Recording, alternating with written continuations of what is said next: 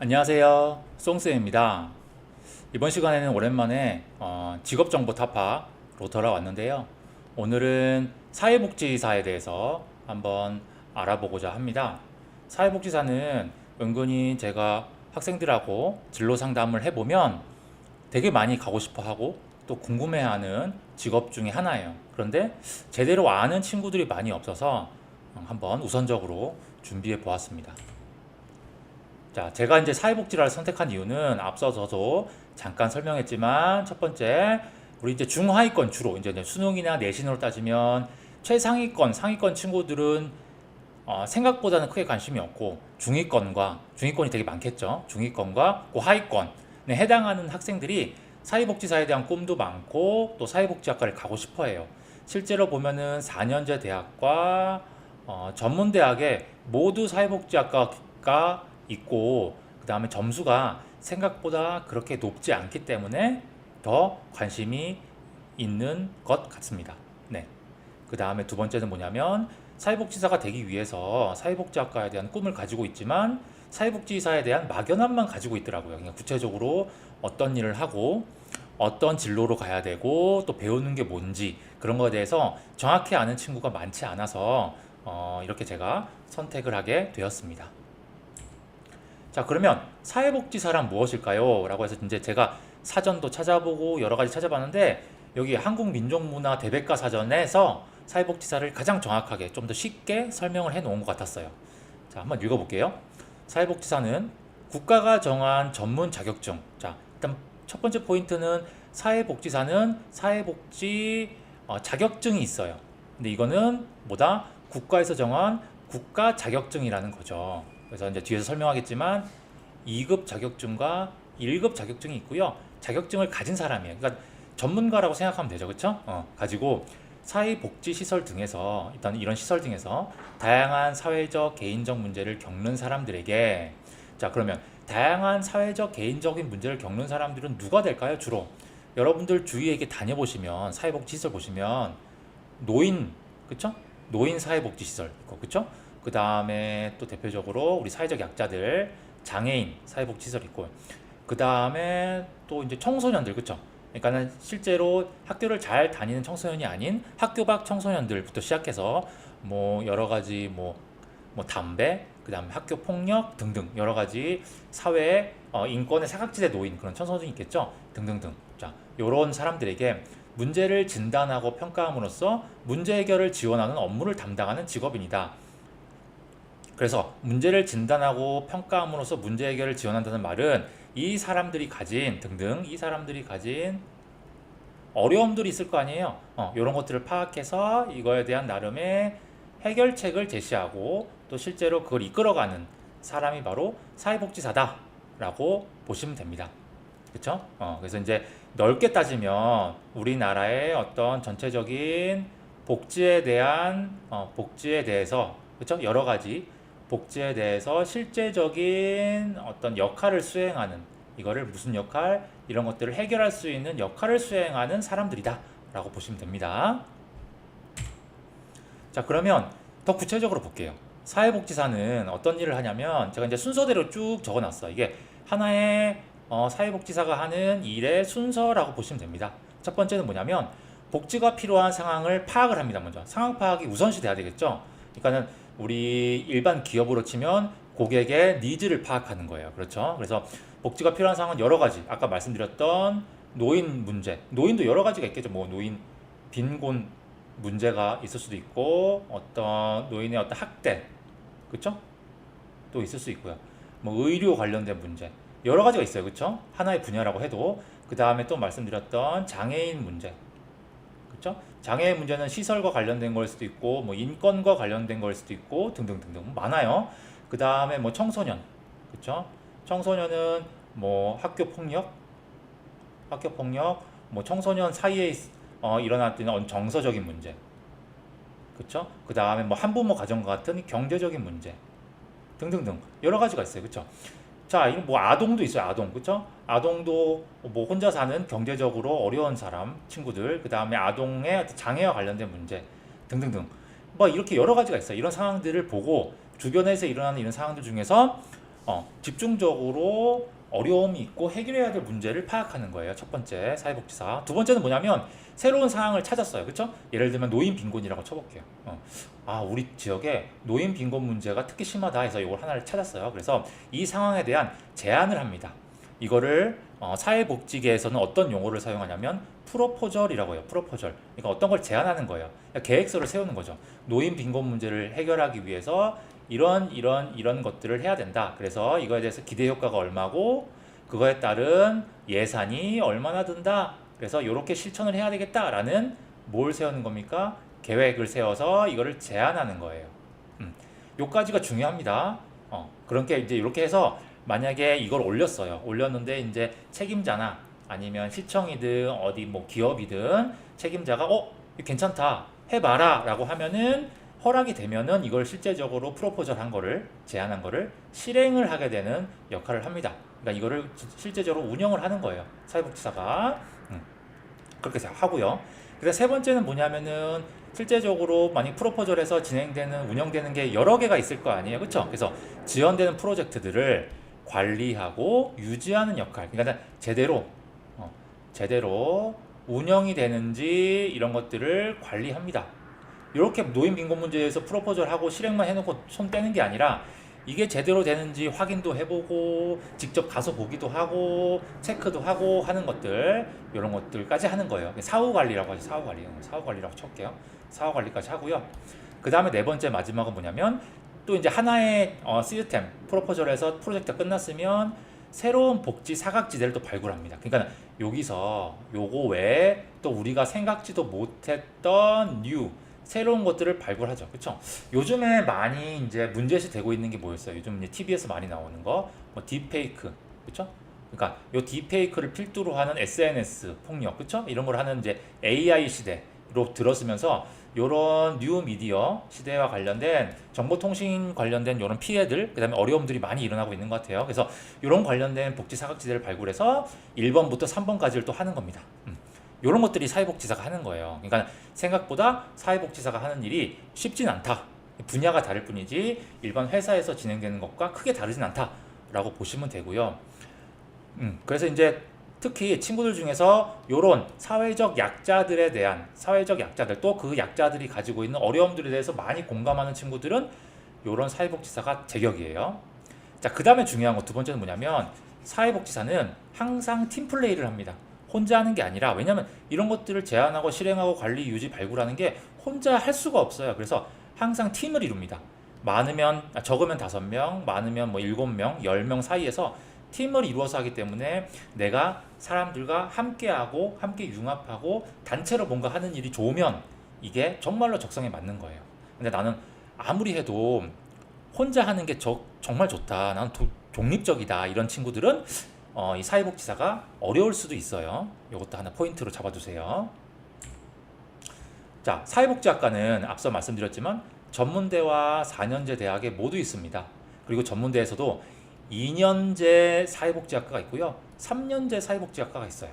자, 전문대에 있는 사회복지학과는 실무 위주의 커리큘럼, 실제로 실행을 하고 그 다음에 어떤 일을 할지 실무 위주의 커리큘럼으로 짜져 있고요. 4년제 대학은 오히려 더 이제 많이 배우겠죠. 그렇기 때문에 이론적 요소가 더 많이 첨가되어 있습니다. 그래서 이제 제가 실제로 사회복지학과 커리큘럼을 가져와 봤는데요. 보세요. 자, 이게 이제 2년제 커리큘럼이에요.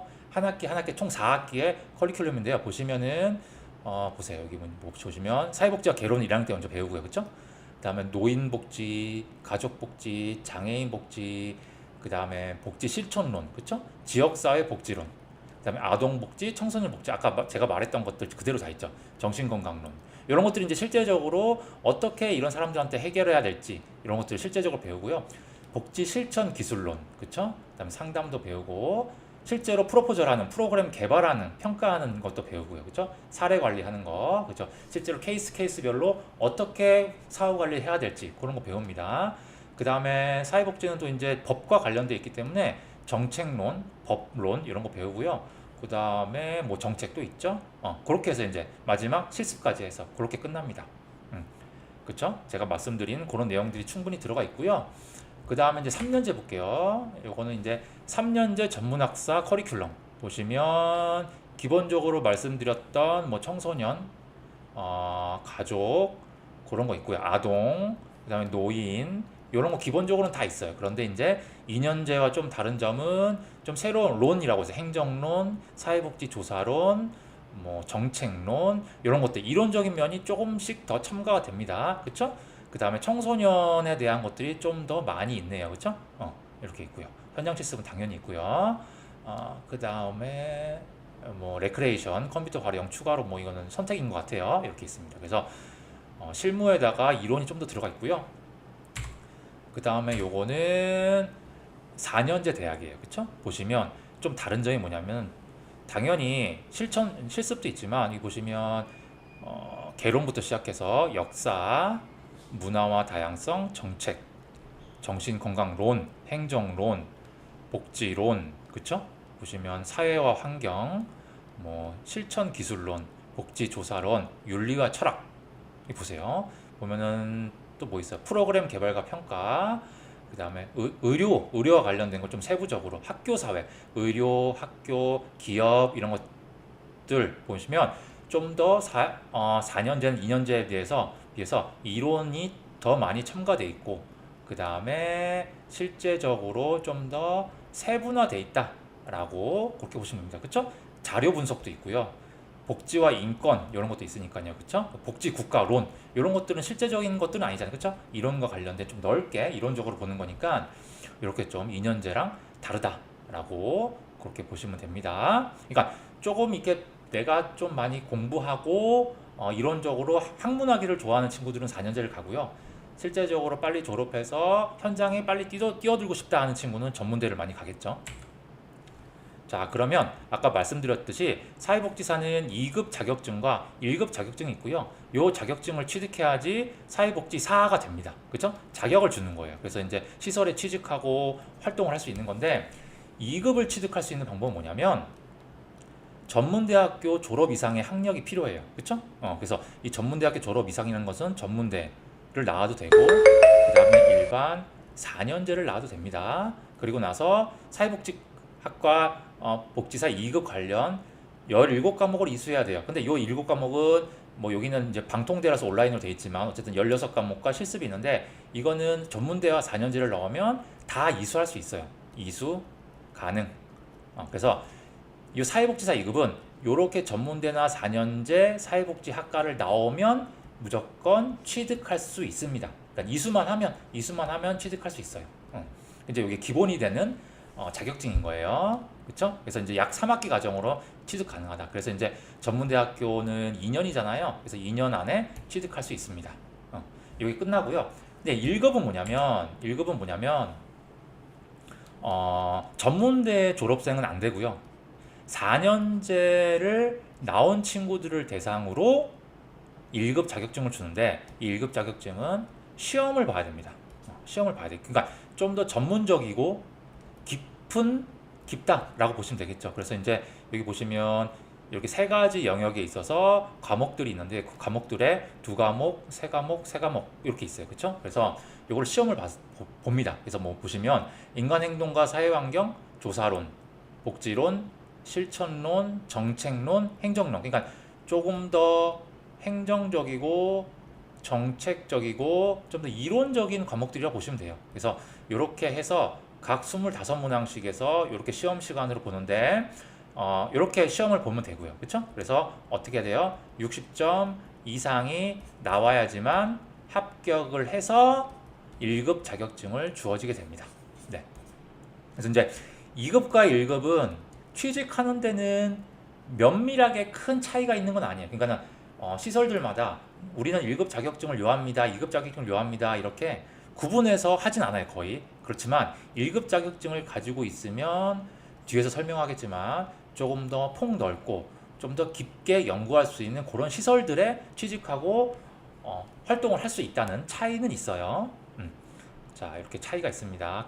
그래서 전문대랑 4년제는 이런 차이가 좀 있다라고 보시면 돼요. 2급은 다 가능하고요. 1급은 4년제를 나와야지만 할 수 있습니다. 물론 전문대를 졸업하고서도 플러스 알파로 학사 학위 과정을 추가로 이수하면 1급 자격증을 취득할 수 있는 자격이 있습니다. 자, 이제 사회복지사의 진로인데요. 되게 많아요. 생각보다 제가 지금 적어 놓은 거 이상으로 많거든요. 근데 이제 대표적으로 적어 놨습니다. 첫 번째는 뭐냐면 이게 이제 가장 사회복지학과에 진학하는 친구들이 가고 싶어 하는 것. 그러니까 우리 기업으로 치면 대기업이에요, 대기업. 뭐 삼성, 현대, SK 뭐 이런 거 있죠? 대기업이에요, 1번. 사회복지계의 대기업. 그래서 여러분들 많이 들어봤을 거예요. 월드비전, 어린이재단, 굿네이버스, 뭐 세이브 더 칠드런 이런 것들이 이제 사회복지계에 있는 대기업들이다. 그래서 여기 취직하면은 일단은 월급도 다른 데보다 많고요. 당연하겠죠. 그 다음에 이제 이거는 전 세계적으로 활동하기 때문에 해외까지 진출해서 나갈 수 있습니다. 그래서 주로 이제 특히 월드비전 이런 데는 해외 파견 근무가 되게 많아요. 그래서 이제 주로 이제 가는 데가 뭐 아프리카나 중동, 뭐 남미 뭐 이런 데 가긴 하지만 어쨌든 이렇게 자기의 꿈을 좀 해외에 나가서 펼치고 좀 더 다양하게 활동하고 싶은 친구들은 이렇게 갈 수가 있습니다. 자, 여기 첫 번째예요. 두 번째는 뭐냐면 여러분 이게 좀 차이가 있어요. 종합사회복지관이라고 있어요. 다니면서 보면은 사회복지관들의 이름을 명칭을 보세요. 종합사회복지관이라는 곳이 대학으로 치면 종합대학이에요. 그래서 여기 복지관에 가면은 여기 안에 노인 복지도 있고 뭐 장애인 복지도 있고 뭐 청소년 복지도 있고 아동 복지도 있고 뭐 가족 관련된 복지도 있고 안에 다 분화가 돼 있어요. 그래서 이런 것들을 다 모아놓은 곳이 종합사회복지관이다.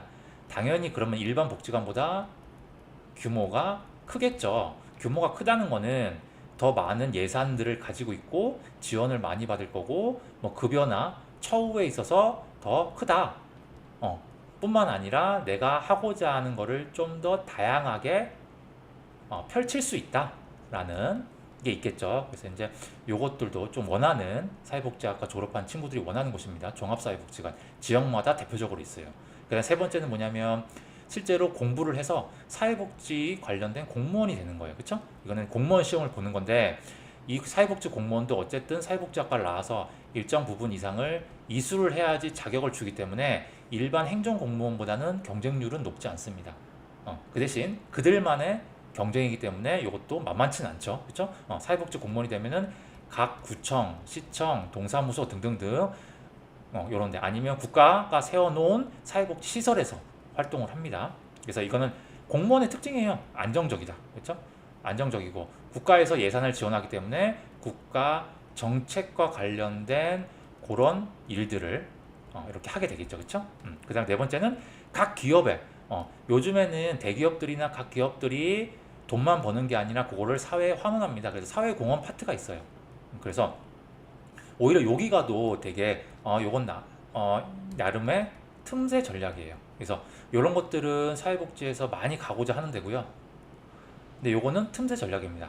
요거는 특히 대기업 사회공헌 파트 가면은 대기업에 해당되는 처우와 급여를 받기 때문에 오히려 더 좋을 수 있어요. 그렇죠? 각 대기업마다 사회복지를 위한 재단도 만들어 놓고요. 아니면 그런 부서를 만들어 놓으면 이런 데는 사회복지사가 필요하겠죠? 이런 데 들어가서 일을 할 수가 있습니다. 자, 요거는 틈새 전략이니까 이것도 중요하고요. 그 다음에 5번은 이제 일반적인 거. 각 지역별 개별 복지관들이 있어요. 종합복지관이 아니라 개별 노인 복지관, 장애인 복지관, 청소년 복지관 이런 것들 있죠. 이게 이제 되게 일반적이다 라고 이렇게 보시면 되고, 여섯 번째는 학교입니다. 학교. 학교는 학교에도 사회복지사가 있어요. 그래서 학교에는 뭐 상담사도 있지만 사회복지사가 있어서 경제적으로 어려운 친구들 아니면 장애인 친구들을 케어해주고 그런 친구들을 위해서 프로그램을 만들고 운영하는 이런 학교 사회복지사도 있습니다. 이렇게 있고요. 자, 은근히 많죠. 되게 많아요. 요구가 많습니다. 자, 이제 볼게요. 수입을 볼게요. 수입. 자, 수입은 근데 이게 일관적이지는 않아요. 왜냐하면 앞서 설명드렸지만 이런 기업들도 있고요. 종합사회복지관, 공무원, 대기업, 개별복지관에서 다 성격이 다르기 때문에 각 기관마다 주는 돈들이 다 다릅니다. 근데 이제 제가 이제 기준으로 가져온 거는 뭐냐면 법적으로 사회복지시설 종사자의 기본급을 요 정도 이상은 주라라고 법적으로 권고하고 있어요. 왜냐하면 이런 말은 이제 솔직히 드려야 되니까 사회복지사가 예전까지는 처우가 되게 낮았어요. 하는 일에 비해서 돈을 되게 작게 받았거든요. 그래서 국가에서 요 정도 이상은 꼭 주세요라고 기준을 정해놨습니다. 그래서 이제 정해놓은 것들이 이렇게 있어요. 보시면 1호봉 이제 호봉순이에요. 왜냐하면 사회복지 공무원들이 있기 때문에 공무원들이 이렇게 받거든요. 그래서 요 기준 이상은 주세요라고 한 거예요. 그래서 1호봉부터 처음 시작하면 1호봉부터 쭉 이제 이건 연별로 호봉이 하나씩 올라갑니다. 보시면 우리 처음 들어가면 4급 사회복지사 있죠? 4급 정도부터 시작하는데 1호봉 이 정도 받아요. 그래서 이제 호봉이 올라가면 이렇게 올라갑니다. 올라가고 또 급수가 올라가겠죠. 선임으로 올라가고 과장이 되고 부장이 되고 뭐 관장까지 원장까지 할 수 있고요. 이렇게 올라가면 이렇게 이제 업그레이드를 이렇게 하는 거예요. 이렇게 하는 거예요. 그래서 보시면 처음 시작은 한 200만 원 초반대에서 시작을 한다. 이렇게 보시면 되고 한 10년 정도가 지나면 한 300만 원 중반 정도가 된다. 라고 보시면 됩니다. 그 다음에 또 10년 정도가 지나면 400만 원 정도가 된다. 그러니까 10년 단위로 100만 원 정도씩 이렇게 올라가는 정도다. 일반적으로 봤을 때 그렇게 보시면 되겠습니다. 자, 되게 많은 것 같아요? 적은 것 같아요? 적절한 것 같아요. 자, 여러분들이 판단을 해보세요. 자, 전망을 볼게요. 전망은 아주 좋습니다. 전망은 되게 좋다고 제가 생각이 들고, 왜냐하면 우리 사회가 점점 고령화되고 또 양극화돼서 잘 사는 사람 일부, 대부분은 다 어려운 사람들, 그러니까 양극화 사회에 돌입되면서 사회복지 수요가 폭발적으로 증가합니다. 또 현대사회 가면서 아까 말씀드렸던 AI 시대 가면서 뭐 정보통신 관련해서 어려움의 사각지대에 있는 사람들도 많아지고, 그러니까 수요는 폭발적이에요. 그리고 우리 유럽을 보면 알겠지만 선진국으로 갈수록 복지국가로 이동하거든요. 북유럽이나 이런 서유럽을 보면은 돈이 많아지는 선진국으로 갈수록 이런 약자들한테 더 많이 투자를 해서 공평한 사회를 이루려고 하는 복지국가로 점점 갑니다. 그러니까 당연히 복지국가를 가려면 사회복지사가 필요하겠죠. 왜 그러냐면 법으로, 이건 법이에요, 법. 우리나라 법으로 정해져 있어요. 사회복지법인, 이거는 사회복지 시설의 종사자 수의 3분의 1 이상을 사회복지사로 꼭 구성하도록 법으로 정해져 있습니다. 당연히 사회복지 시설이 많아지면 사회복지사의 수요는 늘어나겠죠. 그렇죠? 그래서 어서 여기저기서 막 모셔가려고 그래요. 그리고 또 하나 더, 점차 고령화되면서 당연히 의료시설, 그렇죠? 병원을 이용하려는 노인들이 더 많아지겠죠? 그러면서 이거를 뭐랑 연결시켜요? 사회복지랑 연결시킵니다. 그렇죠? 단순히 병원을 가는 게 아니라 노인복지랑 연결시켜면, 여러분들 보시면은 뭐 실버타운이나 요양병원 이런 거 보면은 병원만 운영하는 게 아니라 노인과 관련된 시설, 사내복지, 사회복지, 노인복지와 연결시킨 큰 시설들이 되게 많이 늘어나고 있어요. 수요도 많아지고 있고요. 그렇죠? 그래서 좀 더 복합적이고 고도화된 업무까지 가능하다라는 의미에서 이건 앞으로 제가 생각했을 때, 제가 생각하는 것뿐만이 아니라 주변에 봤을 때 사회복지에 대한 수요는 나날이 증가할 것이다 라고 이렇게 보고 있습니다. 자, 그렇게 해서 이제 여러분들 짧은 시간이나마 사회복지사에 대한 설명을 했고요. 이 사회복지사는 앞서 말했지만 일을 하는 것도 함께 투게더 같이 일하는 거고, 그 다음에 사회복지사가 있는 이유는 우리 주변의 약자들을 위해서인 거니까 일하는 것도 투게더, 일하는 목적도 투게더예요. 그래서 함께 살아가는 사회를 위해서 이런 비전을 품고 좀 더 앞으로 전망을 가지고 일할 친구들은 사회복지사가 적절하다라고 보면 되겠습니다. 네, 이렇게 해서 끝내도록 할게요.